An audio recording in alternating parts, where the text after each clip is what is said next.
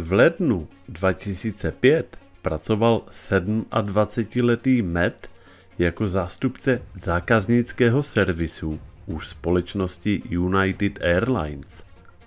V poslední době ho předvídatelná monotónnost pohostinství omrzela.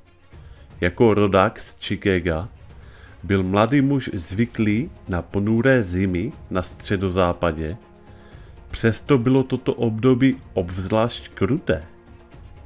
Jednoho večera se Matt svěřil se svou frustrací příbuzným, kteří žili v Louisianě. Během telefonátu mu řekli, že by měl zvážit přestěhování do New Orleans. Jelikož chtěl získat novou práci, řekli mu, že město kvůli stupňující se kriminalitě zoufale potřebuje nové policisty. Mattovi se tento návrh zdál docela lákavý.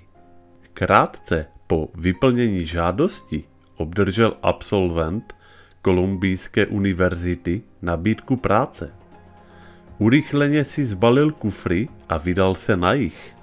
Dychtivý cestovatel netušil, že to, co se bude dít, navždy změní jeho život. Neuvěřitelné setkání. Do července Matt absolvoval polovinu povinného výcviku. Zabydlel se v novém bytě a zamiloval si výstřední čtvrť. Obyčejné aklimatizační období však náhle skončilo za jedné vlahé letní noci. Po mrzutém probuzení si uvědomil, že jeho oblečení a okolí jsou mu neznámé. Zdálo se, že se nachází na palubě vlaku, těsně nacpaného desítkami dalších lidí. S bušícím srdcem se vyděšený kadet pokoušel zjistit, kde je a jak se tam dostal. Zatímco si zoufale lámal hlavu, ozvala se hlasitá rána a vagon se okamžitě zastavil. Cestující vypochodovali ze dveří na nákladní rampu. Když Matt vystoupil, uvědomil si, že je to kovové plavidlo ve tvaru doutníku. Omámení členové skupiny pomalu vstoupili do rozlehlého prostoru.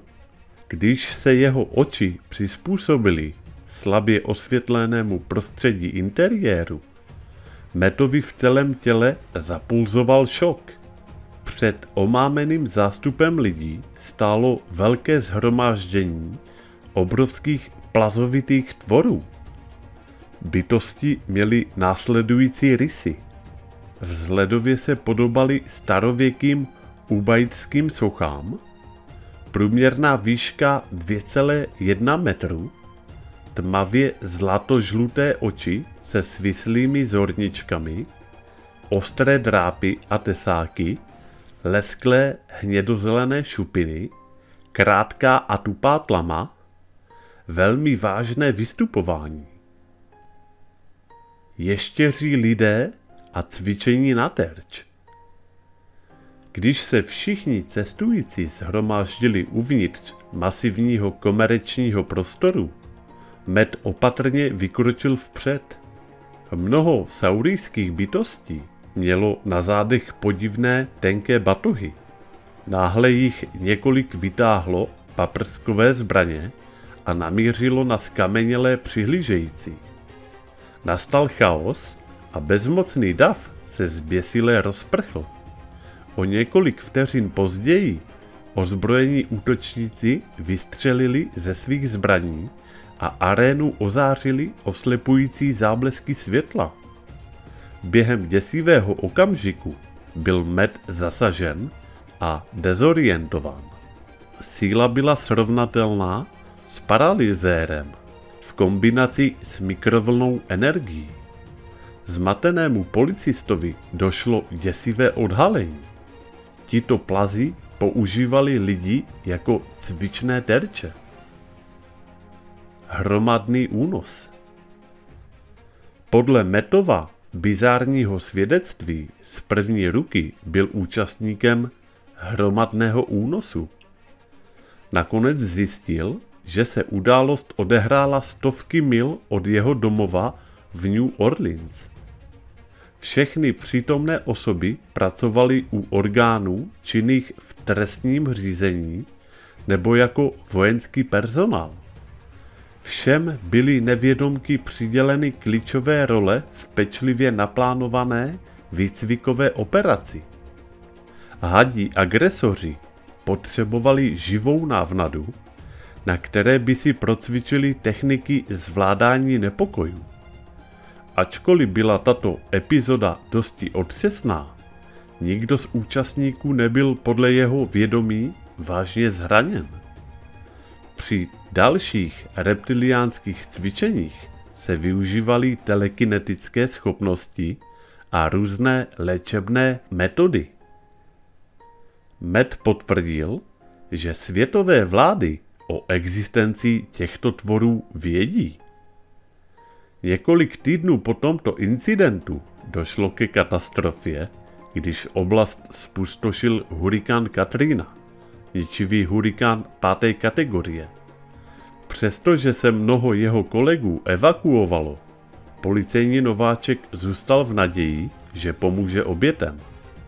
O 2 roky později se stal účastníkem vážné dopravní nehody, která mu způsobila vyčerpávající zranění. Při nehodě Matt přešel na méně fyzicky náročné povolání. Od roku 2007 pracoval samostatně jako obchodník s cennými papíry. Po odchodu od orgánů činných v trestním řízení se rozhodl o svém zážitku promluvit. Domnívá se, že ostatní lidé o této zkušenosti nepromluví, protože nechtějí ohrozit svůj důchod a obávají se možných následků. Matt se dodnes se záhadnými lacertidy sporadicky setkává. Tak a to je konec tohoto videa. Já vám děkuji za pozornost. Komu se video líbilo, tak díky za like a u dalších videí naslyšenou.